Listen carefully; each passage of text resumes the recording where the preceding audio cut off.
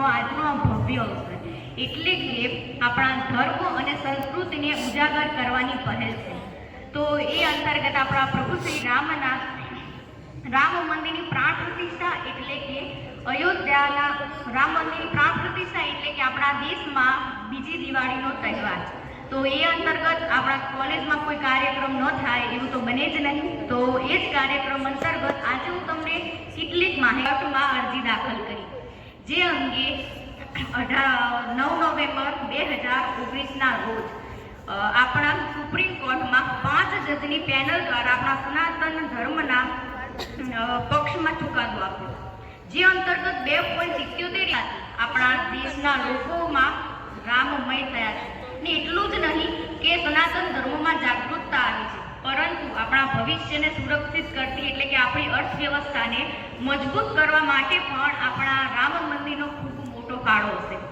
જેમાં આપણે જોઈએ કે વર્તમાન સમયમાં આપણા રામ મંદિરના દર્શનાર્થે આવેલા પ્રવાસીઓથી હોટેલ ઉભરાઈ છે, જેના પરિણામ સ્વરૂપે 73 જેટલી નવી હોટેલોનું નવનિર્માણ કર્યું. સાથે ટાટા ગ્રુપ અને ગ્રુપ રેડિસન જેવા મોટા એકમો चारों ओर फैला था आनंद, चराचर था खिला खिला. स्वागत की तैयारी में व्यस्त थी अयोध्या की 3 बहुएं. शुद्ध की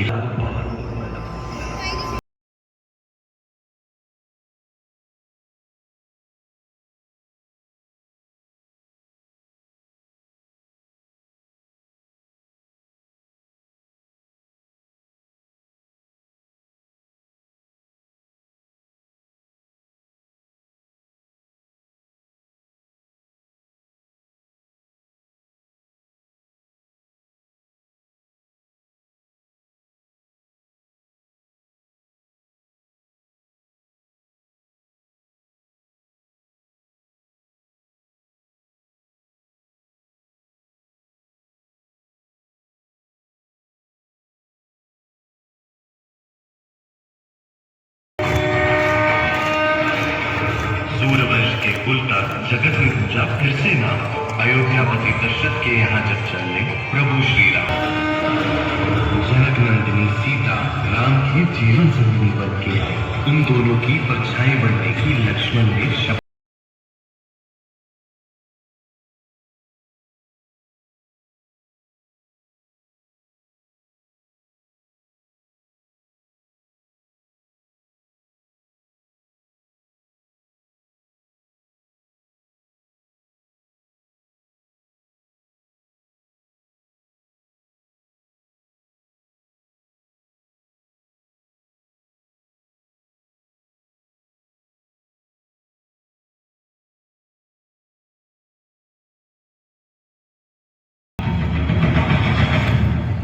पंचवटी में शूर्पणखा का हृदय राम पर आया.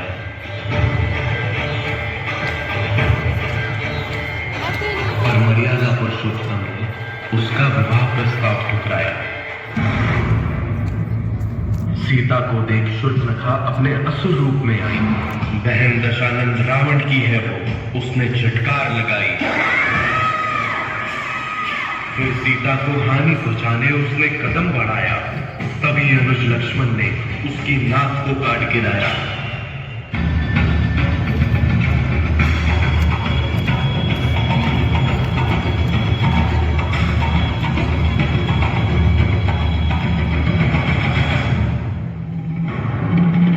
ऐसा घोर अपमान दशानंद रावण कर न सका सहन.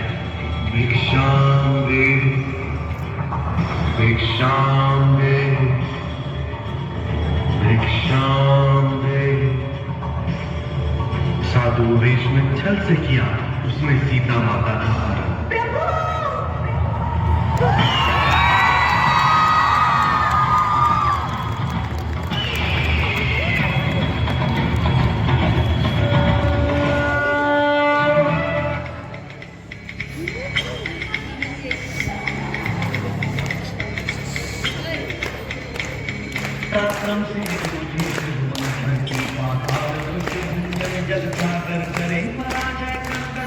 निरंतर लोक बंधन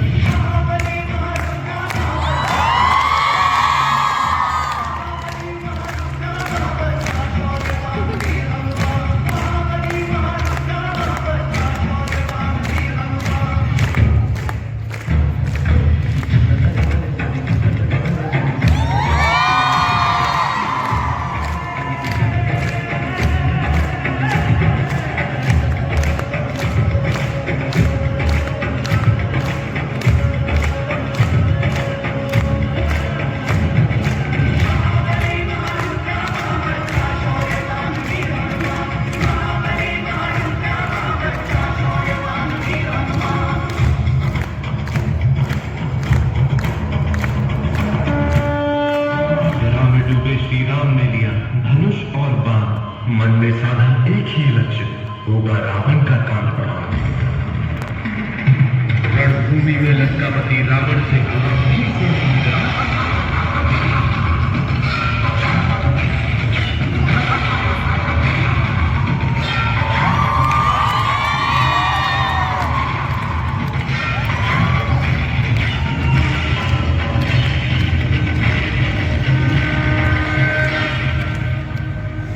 गिरा दशानन भूमि पे और मुख से निकला जय श्री राम।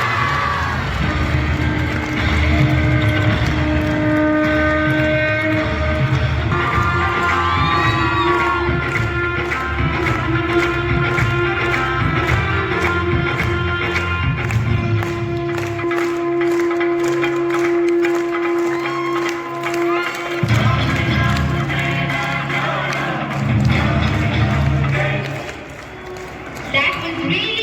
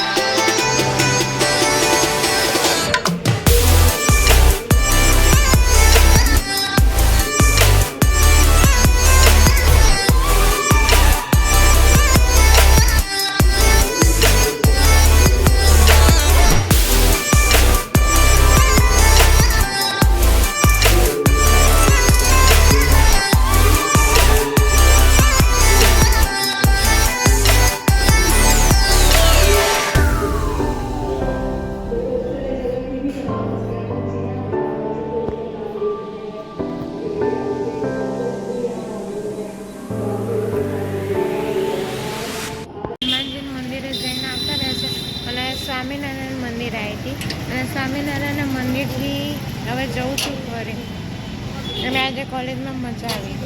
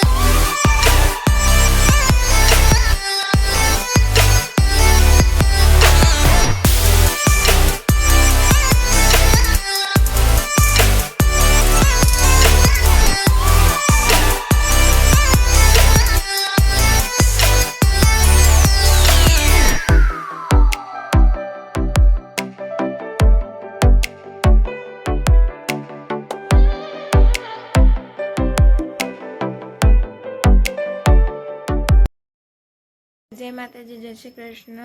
આજે છે 22 તારીખ જાન્યુઆરી અને શ્રી રામ આવી રહ્યા છે. એનો ઉત્સવ કોને ના હોય, ગૌરવ કોને ના હોય. એટલે શું કહેવાય, આજે વાગ્યા છે 7 વાગવા આવ્યા છે અને જે અયોધ્યામાં રામ આવી રહ્યા છે અને સવારથી અમારા શું કહેવાય ઘરમાં ચાલી રહ્યું હતું લાઈવ અને શ્રી નરેન્દ્ર મોદી આરતી ઉતારતા હતા, એનું બધું લાઈવ જોતા હતા. અને અયોધ્યામાં બધા નાના અને મોટા બંને લોકો શું કહેવાય આમ ઉત્સાહથી અને ઉમંગથી તે શું કહેવાય એ ઉજવી રહ્યા હતા અને તેના ઉત્સાહ જોવા મળે છે બધાનો. અને ઘરમાં તે શું કહેવાય આસોપાલવ, પછી શું કહેવાય લાઇટિંગ, પછી દીવડા વગેરે તે જોવા મળે છે.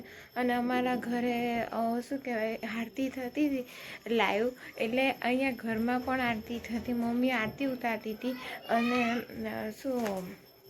ઘરમાં આરતી ઉતારતી હતી. અને અમારા ઘરે પંજરીને એવું બન્યું, પંજરી બની હતી, પછી પ્રસાદી પણ હતી, મેં તમને બતાવ્યું હતું. અને બીજું ઘણું બધું હતું. અને ઘરે આ સોંગ વાગે છે કે હર ઘર મેં એક ही नारा गूंजेगा, मेरे भारत का बच्चा बच्चा जय श्री राम બોલે. પછી અમારા કોલેજમાં પણ ઉત્સવ ઉજવ્યો હતો અને બધાના ઘરે ઘરે ઝંડા લહેરાવવામાં આવ્યા છે. એ મને બહુ જ મજા આવી.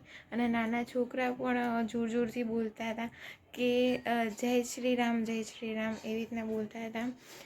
પછી શું કહેવાય પછી મારા બધી જગ્યાએ પીળા કપડાં, જે મોટી મોટી દુકાનો કે ઓલું શું કહેવાય ગમે તે દુકાન હોય નાની મોટી, તેમાં પીળા અને ઓરેન્જ કપડાઓ અલગ અલગ ટ્રેડિશનલ ડ્રેસ પહેરવામાં આવ્યા હતા અને મારા કોલેજમાં પહેરવામાં આવ્યા હતા. અને બીજું શું કહેવાય, અને મોટા મોટા લોકો અયોધ્યામાં આવ્યા હતા, જેવા કે અમિતાભ બચ્ચન છે, પછી નરેન્દ્ર મોદી, એ તો આવે જ તેમ. અને એને તો ઉપવાસ રાખ્યો હતો, એ તો ક્યાંનો 10 દિવસનો રાખ્યો હતો ને એવું કંઈક હતું. અને આજે નરેન્દ્ર મોદીનો ઉપવાસ છૂટશે કે શ્રી રામ આવ્યા છે તો તે છૂટશે હવે નરેન્દ્ર મોદીનો. અને હવે શું કહેવાય અલગ અલગ આવ્યા હતા બધા. અને હવે પૂરું થશે રામ અને હું દીવડા પ્રગટાવીશ. અને પછી અમે પણ મંદિરનું શું કહેવાય ડેકોરેશન કર્યું છે, નાનું એવું મંદિર છે અને ડેકોરેશન કરી દીધું છે હવે. પછી અને અત્યારે ઓલું ચાલુ થયું છે, મેં એક સોંગ ગાયું એ જ ચાલુ બધાને કરે છે. અને આરતી પણ ચાલુ છે, એટલે હું આરતી કરીને પછી તમને મળું, પછી બતાવું તમને.